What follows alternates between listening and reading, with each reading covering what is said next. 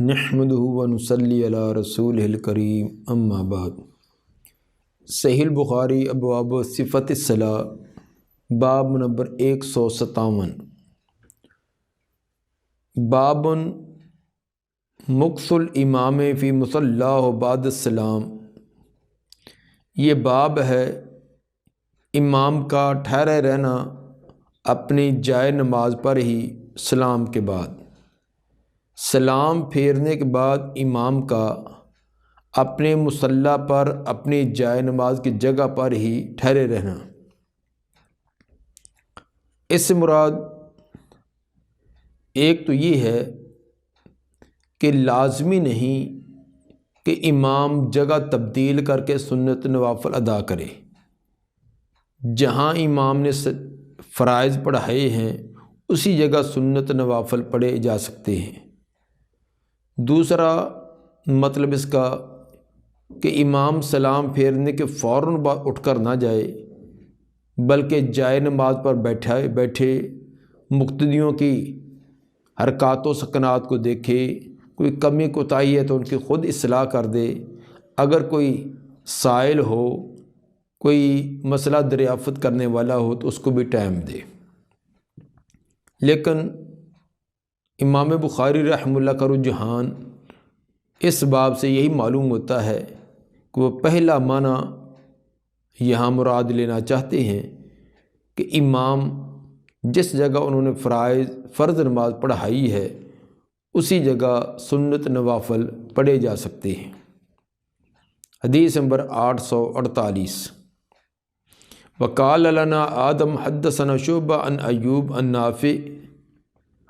قال کان ابن عمر یصلی فی مکانہ الذی صلی فیہ الفریضہ وفعلہ القاسم۔ حضرت نافع فرماتے ہیں کہ عبداللہ بن عمر رضی اللہ عنہما یصلی فی مکانہ، وہ نماز پڑھا کرتے تھے اپنی اسی جگہ الذی صلی فیہ الفریضہ، جہاں انہوں نے فرض نماز ادا کی ہوتی۔ فرض نماز کی جگہ ہی وہ اپنی نوافل وغیرہ ادا کرتے۔ وفعلہ القاسم، اور قاسم بن محمد بن ابی بکر الصدیق انہوں نے بھی ایسے ہی کیا۔ عبداللہ بن عمر رضی اللہ عنہما کا یہ فعل مصنف ابن ابی شیبہ جلد 2 صفحہ 209 پر، اور قاسم بن محمد کا یہ اثر متصل سند کے ساتھ ابن ابی شیبہ جلد 2 صفحہ 209 پر، یعنی یہ دونوں اثر ایک ہی جگہ ہیں۔ تو عبید اللہ بن عمر فرماتے ہیں، جو مصنف ابن ابی شیبہ کے اندر الفاظ ہیں کہ رأیت القاسم و سالما یصلیان الفریضہ ثم یتطوعان فی مکانہما، میں نے قاسم بن محمد اور سالم دونوں کو دیکھا، وہ فرض نماز ادا کرتے پھر اسی جگہ ہی نوافل کو ادا کر لیا کرتے تھے۔ وَيُذْكَرُ عن ابی ہریرہ رفعہ لا يتطوع الامام فی مکانہ ولم یصح، اور ذکر کی جاتی ہے حضرت ابو ہریرہ رضی اللہ تعالیٰ عنہ سے ایک مرفوع روایت جس میں یہ الفاظ ہیں کہ امام اپنی اسی جگہ جہاں اس نے فرض نماز پڑھائی ہے وہ نوافل ادا نہ کرے، لیکن امام صاحب فرماتے ہیں ولم یصح، یہ الفاظ جو حضرت ابو ہریرہ رضی اللہ تعالیٰ کے مرفوع ہیں یہ ثابت نہیں ہیں۔ امام بخاری رحمہ اللہ کے نزدیک وہ روایات جن کا جب ممانعت آتی ہے کہ فرض والی جگہ نوافل ادا نہ کیے جائیں، وہ سند کے اعتبار سے کمزور ہیں۔ حضرت ابو ہریرہ رضی اللہ تعالیٰ عنہ کی روایت جس کے اشارہ کیا ہے یہ ابو داؤد کے حدیث نمبر 1006 ہے، جس میں الفاظ یہ ہیں ایعجز احدکم ان یتقدم او یتأخر او ان یمینہ او ان شمالہ فی الصلاۃ، کیا تم میں سے کوئی عاجز آ جاتا ہے کہ جس جگہ نماز پڑھی ہے اس اس جگہ سے آگے پیچھے دائیں یا بائیں کچھ جگہ تبدیل کر لے۔ اور ابن ماجہ کے حدیث نمبر 1427 میں یہ الفاظ ہیں، اذا صلی احدکم، اور ابو داؤد کے اندر فی الصبح کے لفظ کہ جب تم میں سے کوئی ایک نوافل ادا کرے، اور ایک روایت میں یہ کہ اذا اراد احدکم ان یتطوع بعد الفریضہ، فرض نماز کے بعد اگر کوئی نوافل ادا کرنے لگے فلیتقدم، تو وہ تھوڑا سا آگے ہو جائے، اپنی اس جگہ سے ہٹ جائے۔ امام بخاری رحمہ اللہ اس کے اندر سند کے اندر کمزوری اور سند میں اضطراب بیان کرتے ہیں، کیونکہ اس کے اندر لیث بن ابی سلیم وہ بیان کرنے میں منفرد ہیں اور وہ کمزور راوی ہے۔ اور اسی طرح ایک اور روایت جو مغیرہ بن شعبہ رضی اللہ تعالیٰ عنہ سے مرفوع روایت بیان کی جاتی ہے، جس کے الفاظ یہ ہیں کہ لا یصلی الامام فی الموضع الذی صلی فیہ حتی یتحول، امام نے جس جگہ نماز پڑھائی ہے وہ اسی جگہ نوافل ادا نہ کرے جب تک وہ جگہ تبدیل نہ کر لے۔ یہ ابو داؤد کی حدیث نمبر 616۔ اس کی سند کے اندر بھی انقطاع ہے، اور جس کی وجہ سے قابل حجت نہیں۔ مصنف ابن ابی شیبہ کی جلد 2 صفحہ 209 پر حضرت حسن عطی علی رضی اللہ تعالیٰ عنہ سے بیان کرتے ہیں کہ من سنت اللہ یتطول امام حتی یتحول من مکانہ، مسنون طریقہ ہے کہ امام نے جس جگہ نماز پڑھی ہے نوافل کو اسی جگہ ادا نہ کرے بلکہ جگہ کو تبدیل کر لے۔ چونکہ ان روایات کے اندر کمزوری تھی، اس کے اندر اشارہ کرنے کے لیے امام صاحب نے یہ باب قائم کیا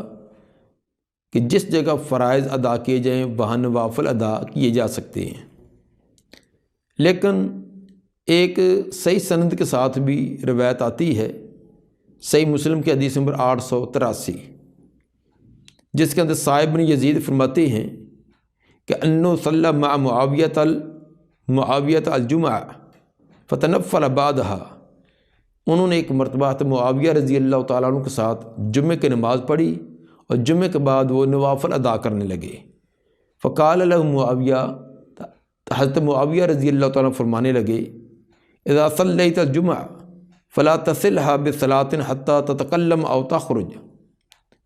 جب تو جمعہ کی نماز پڑھے تو اسی جگہ فوراً نوافل ادا نہ کر جب تک کہ تو جگہ کو تبدیل نہ کر لے یا درمیان میں کوئی کلام بات چیت نہ کر لے، بات چیت کے ساتھ وقفہ کر یا جگہ کو تبدیل کر۔ پھر اس کے بعد فرمایا کہ فإن النبی صلی اللہ علیہ وسلم امرنا بذالک، نبی صلی اللہ علیہ وسلم نے ہمیں اس بات کا حکم دیا ہے۔ یہ روایت صحیح مسلم کی ہے۔ پہلی روایتوں کے اندر کمزوری تھی، لیکن یہ روایت جو وہ صحیح واقعہ ہے۔ دونوں چیزوں کی تطبیق جو اہل علم نے دی ہے وہ یہ ہے کہ فرض نماز کا سلام پھیرنے کے فوراً بعد اسی جگہ کھڑے ہو کر نوافل سنت ادا کرنا یہ درست نہیں ہے، بلکہ کچھ وقفہ کر لیا جائے۔ وقفہ ذکر اذکار کا بھی ہو سکتا ہے، کسی سے کلام کرنے کا بھی ہو سکتا ہے، یا تھوڑی بہت جگہ آگے پیچھے تبدیل کرنے سے بھی ہو سکتا ہے۔ یعنی یہ پتہ چلے دیکھنے والے کو کہ یہ الگ نماز ہے، یہ پیچھے والی نماز کے ساتھ ہی متصل نہیں ہے، تو یا تو دائیں بائیں کچھ جگہ تبدیل کر لینے سے، یا کچھ دیر اذکار وغیرہ کر لینے سے، یا کسی سے ہم کلام ہونے سے یہ فرق ہو جائے گا۔ تو تقریباً عام طور پر کچھ نہ کچھ منٹ 1.5 منٹ تو اذکار کیے جاتے ہیں، اس سے وہ وقفہ آ جاتا ہے۔ تو سلام پھیرنے کے فوراً بعد ہی وہاں کھڑے ہو کر فرضوں کے ساتھ ہی سنت نوافل کو ملا دینا یہ مناسب نہیں ہے۔ باب نمبر 100 بلکہ حدیث نمبر 849، قال حدثنا ابو الولید قال حدثنا هشام بن عبد الملک قال حدثنا ابراہیم بن سعد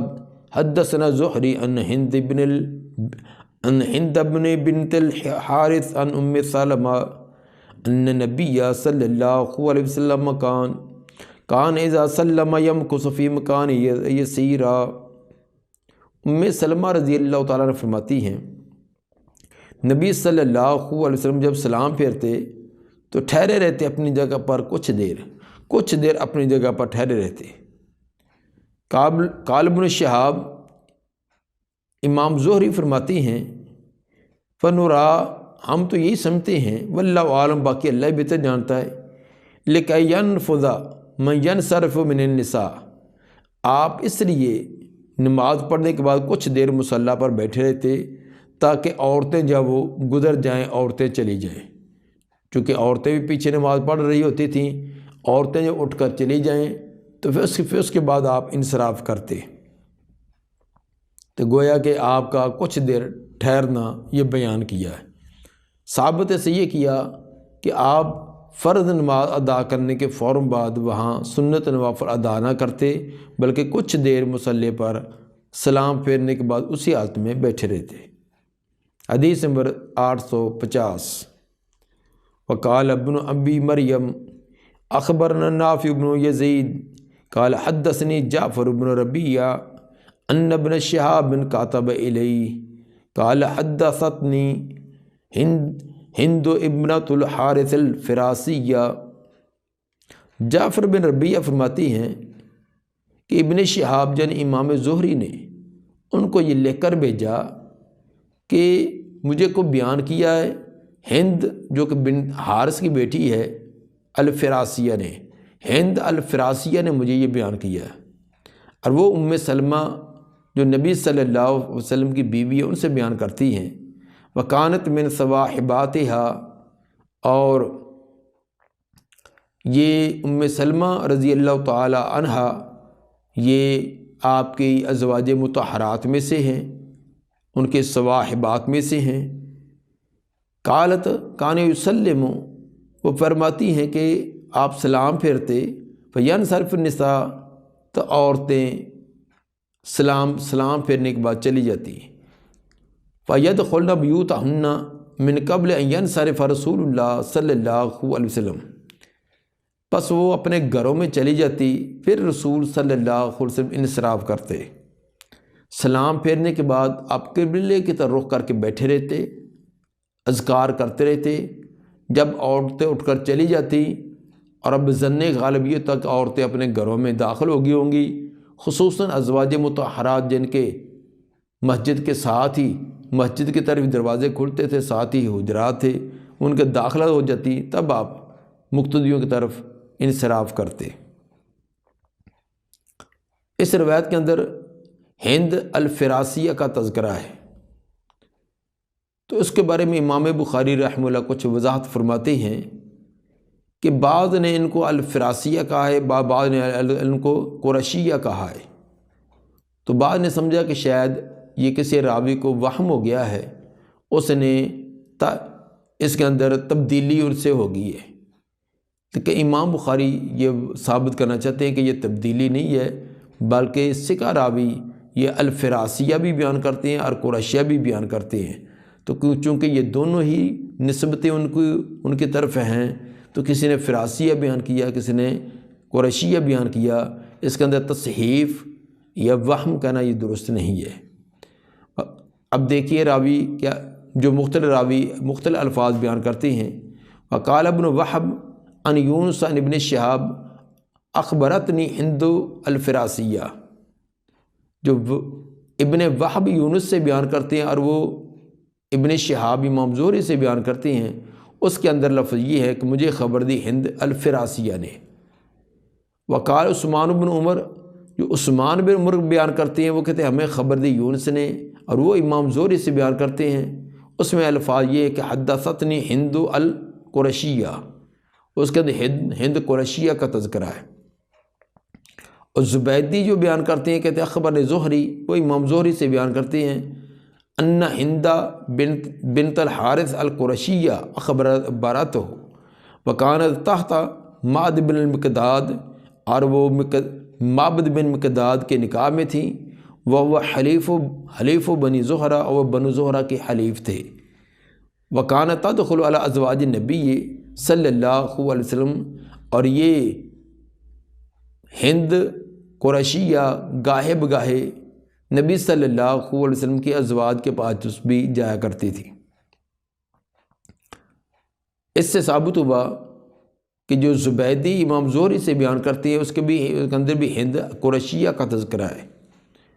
جو شعیب بیان کرتے ہیں وہ قال شعیب بن زہری حدثتنی ہند القریشیہ، وہ بھی قریشیہ کا تذکرہ کرتے ہیں۔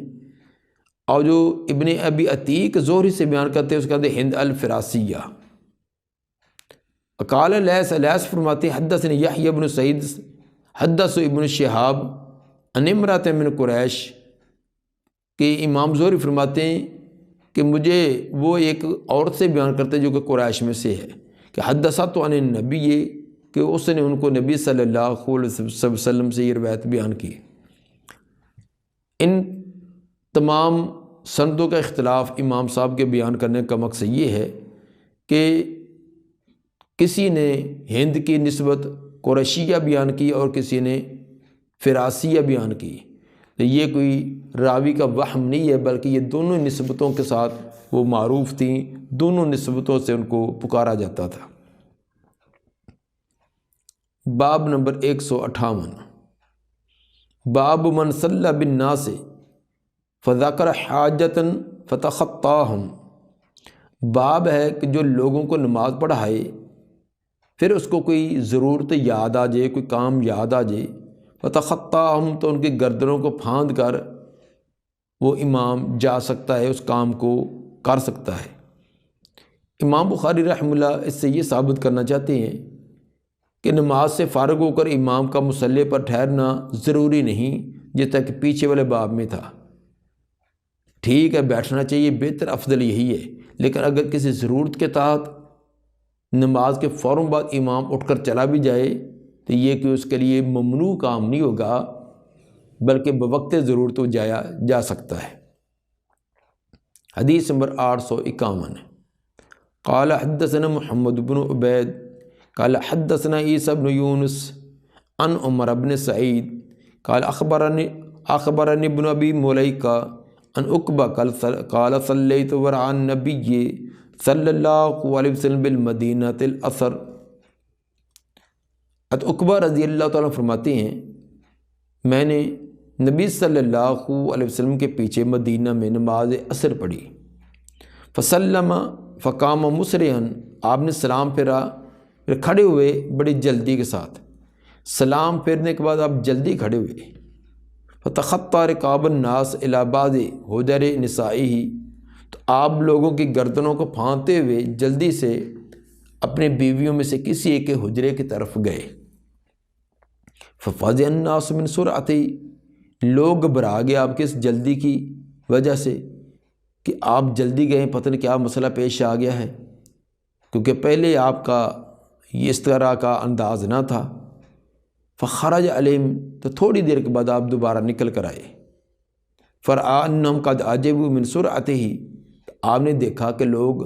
آپ کے جلدی جانے کی وجہ سے بڑے تعجب میں ہیں، بڑے پریشانی میں ہیں کہ کیا مسئلہ تھا جس کی وجہ سے آپ جلدی اٹھ کر گئے، تو آپ نے پھر وہ اس کی وجہ بتلا دی۔ فقال ذکرت شیء من تبر عندنا، آپ نے فرمایا کہ مجھے یاد آ گئی تھی کوئی شے سونے کی جو ہمارے پاس تھی، کہ جو صدقہ خیرات کا سونا آیا تھا اس کی ایک تھوڑا سی مقدار گھر میں بچی ہوئی تھی، تو وہ مجھے یاد آ گئی۔ فکرہت ان یحبسنی، تو میں نے ناپسند کیا کہ ہمارے پاس ٹھہری رہے، فامرت بقسمتہ، میں اس کو تقسیم کرنے کا حکم دے کر آیا ہوں۔ عصر ہو چکی ہے، رات آنے والی ہے، تو صدقہ زکوٰۃ کا سونے کی تھوڑی سی مقدار گھر میں پڑی رہے اور رات ہمارے پاس گزرے، یہ مناسب نہیں تھی، اس لیے میں جلدی سے اس کو تقسیم کرنے کے بارے میں کہہ کر آیا ہوں کہ کسی غریب مسکینوں کو وہ دے دیجئے تاکہ وہ رات بھی ہمارے پاس نہ گزارے۔ اس قدر آپ صدقہ زکوٰۃ اور مال کا احتیاط کرتے۔ یہ حدیث امام بخاری 3 مرتبہ اور بھی مختلف جگہ پر لائے ہیں۔ اس جگہ ثابت یہ ہوا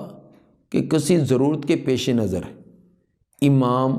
سلام پھیرنے کے فوراً بعد بھی اٹھ کر جا سکتا ہے۔ جیسے کوئی سپیکر وغیرہ کا کوئی خراب ہے تو امام کو ہی پتہ ہے کہاں سے کدھر سے بند کرنا ہے، کیسے اس کو سیٹ کرنا ہے، یا کسی اور لائٹ کا مسئلہ ہے، یا کسی اور بھی کوئی ضرورت پیش آ سکتی ہے، امام صاحب نے جلدی سفر میں جانا ہے، تو اس طرح کی ضروریات پیش آ سکتی ہے، تو بغیر اذکار کیے ہوئے، بغیر ٹھہرے ہوئے کسی ایسے ایمرجنسی کام کے لیے جلدی بھی اٹھا جا سکتا ہے۔ اگر امام اٹھ سکتا ہے تو مقتدی بھی اٹھ سکتا ہے۔ بہتر افضل اولا تو یہی ہے کہ امام بھی بیٹھا رہے، اور جب امام مقتدیوں کی طرف گھومے پھر مقتدی اپنی جگہ کو چھوڑے، یہ افضل بہتر طریقہ یہ ہے۔ لیکن اگر کوئی ضرورت پیش ہے تو امام بھی اور مقتدی بھی جب سلام پھیر دیا ہے تو امام اور مقتدی ایک دوسرے سے آزاد ہو جاتے ہیں، وہ جا سکتے ہیں۔ لیکن یہ عام عادت نہ ہو، کبھی کسی ضرورت کے تحت ہونا چاہیے۔ آج کل تو ہمیں پھر دکانداروں کو تو روزانہ ہی ضرورت ہوتی ہے، وہ نماز کے اندر ان کی سوچ یہی ہوتی ہے کہ 2-4 گاہک کھڑے ہوں گے تو سلام پھرتے ہی امام جب مقتدیوں کی طرف رخ کرتا ہے تو آدھے جوتا پہن کر نکل بھی چکے ہوتے ہیں۔ تو یہ کوئی طریقہ نہیں ہے کہ ایسے مسجد میں اپنے آپ کو سمجھے کہ جیسے کہ پنجرے کے اندر پرندہ بند ہوتا ہے، یہ طریقہ نہیں ہونا چاہیے۔ آرام سے آئیں، سکون سے بیٹھیں، نماز پڑھیں، ذکر اذکار کریں۔ کبھی اس طرح کا اتفاق ہو گیا ہے تو جلدی جا بھی سکتے ہیں، لیکن ہمیشہ ہی یہ جلدی کندھوں پر سوار ہو اور ہمیشہ دکان اور کاروبار اور لین دین اور معاملات وہی سر پر کندھوں پر سوار ہوں، تو یہ طریقہ درست نہیں ہے۔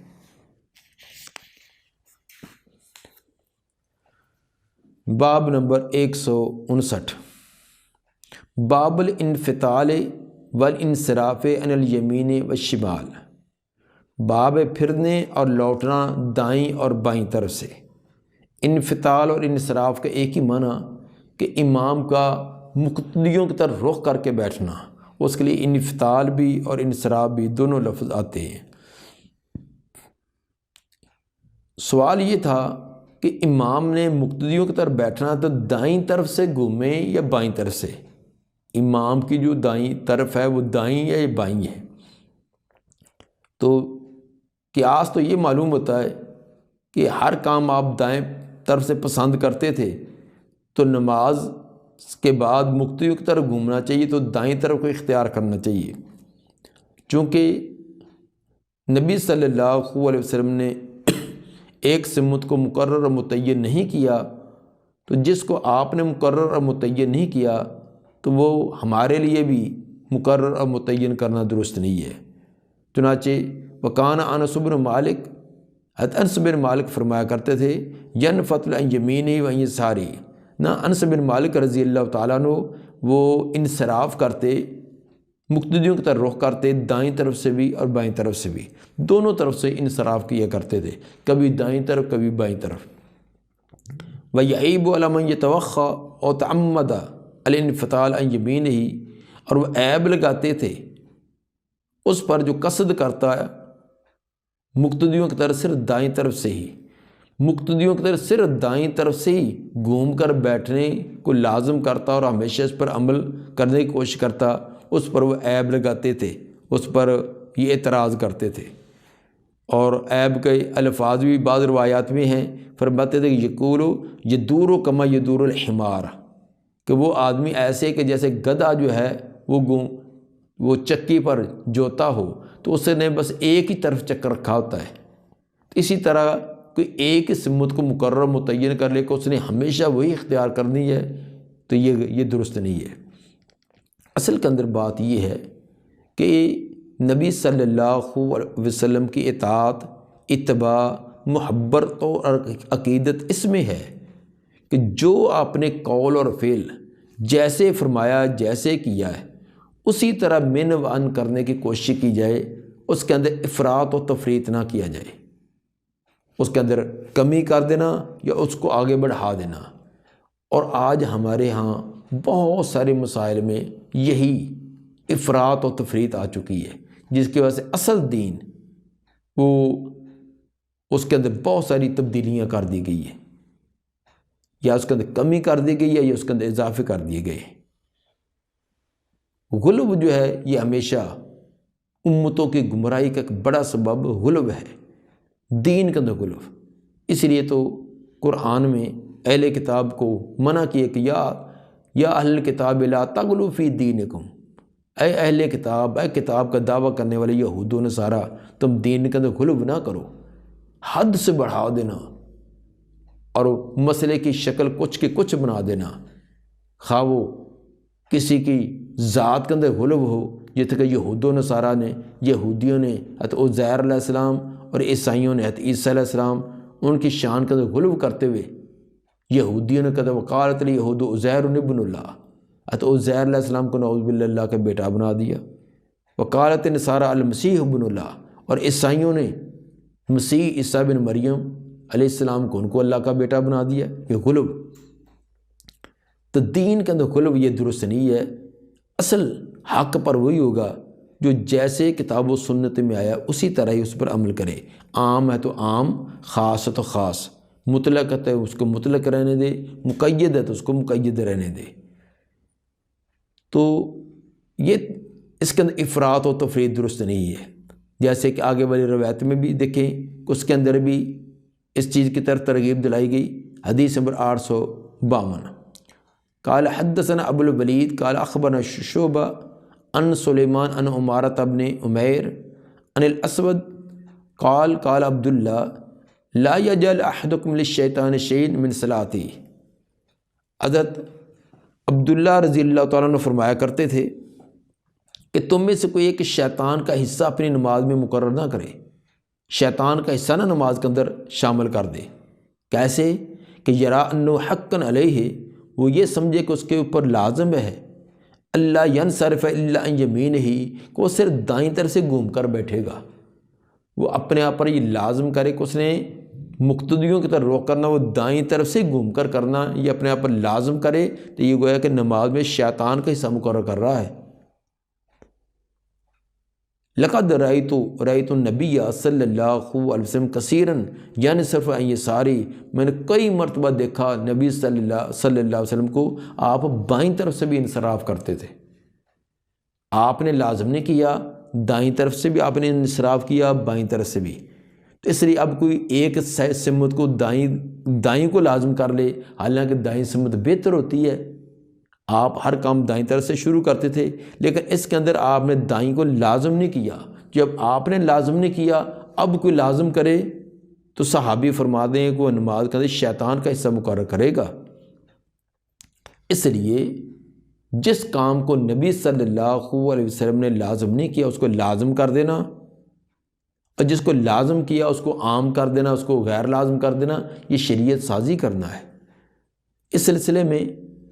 یہی روایت صحیح مسلم کے اندر بھی آئی ہے، تو وہاں بریلوی مکتبہ فکر کے ایک بہت بڑے عالم مولانا غلام رسول سعیدی، انہوں نے شرح صحیح مسلم جلد 2 صفحہ 408 پر بہت اچھی بات لکھی ہے اسی روایت کے سلسلے میں۔ فرماتے ہیں کہ شریعت نے جس عبادت کا جو حکم دیا ہے اس سے تجاوز نہیں کرنی چاہیے۔ جو شخص اس حکم سے تجاوز کرتا ہے وہ رسول اللہ صلی اللہ علیہ وسلم کی شریعت بدل کر نئی شریعت بنا رہا ہے۔ اور بعد میں کچھ دیر آگے جا کر فرماتے ہیں اسی طرح مثلا وہی بیان یہ کرنا چاہتے تھے کہ جس کو لازم نہیں کیا اس کو لازم کرنا، یہ درست نہیں ہے۔ فرماتے ہیں اسی طرح امامہ باندھ کر نماز پڑھنا یہ افضل ہے، امامہ پگڑی، سر پر پگڑی امامہ باندھ کر یہ نماز پڑھنا افضل ہے اور مستحب ہے، افضل اور مستحب ہے۔ اس کو لازم اور ضروری قرار دینا یہ نئی شریعت بنانا ہے۔ کوئی یہ کہے کہ سر پر پگڑی باندھنا، سر کا ڈھانپنا یہ لازمی ہے، تو یہ لازمی قرار دے تو یہ شریعت سازی ہے، نئی شریعت بنانا ہے۔ تو جو عام اس کو عام ہی رہنے دیا جائے۔ تو یہ ایک بات بہت اہم ہے ہمارے دیندار طبقے میں، خصوصاً جن کو کہ دین کی اتنا دینی کتاب و سنت کی تعلیمات کا مہارت نہیں ہے، بیچارے اردو کے 2-4 کوئی کتابیں پڑھے ہوئے ہیں اور پڑھ کر بڑے مفتی بنے ہوتے ہیں، انہوں نے بڑے یہ تغیرات اور تبدیلیاں کی ہیں، جو انہوں نے بات سنی ہے بس اسی کو ہی مرچ مسالے لگا کر پتہ نہیں کہاں کا کہاں پہنچا دیتے ہیں۔ تو اس لیے ہمارے وضو سے لے کر نماز، آگے روزہ، حج، زکوٰۃ، جتنے بھی عمل دیکھ لیں، ان کے اندر ہر ایک کے اندر ڈگھونسلے، کوئی آگے، کوئی پیچھے، کوئی درمیان میں، کسی کی کئی صورت، کسی کی کئی صورت، کئی قسم کے اذکار، ذکر اذکار بنائے ہوئے ہیں جو کتاب و سنت سے ذکر ثابت ہے، وہ پڑھے نہیں جاتے، اور اپنی طرف سے نئے نئے اور نئے نئے ان کے نام، پھر ان کے پڑھنے کے انداز اور سٹائل مختلف، سر کو ایسے گھمانا ہے، ضرب یہاں سے لگانی ہے، آواز ایسے نکالنی ہے، فلاں چیز ہاتھ یہاں رکھنا ہے، پتہ نہیں کیا کچھ طریقے بنائے ہیں۔ تو یہ طریقے جو ہے وہ درست نہیں ہے، جس کے اندر یہ تبدیلیاں آتی ہیں۔ دعا ہے کہ اللہ تعالیٰ نبی صلی اللہ علیہ وسلم کے طریقوں کے مطابق ہمیں عمل کرنے کی توفیق عطا فرمائے۔ سبحان ربک رب العزت عما یصفون وسلام علی المرسلین والحمد للہ رب العالمین۔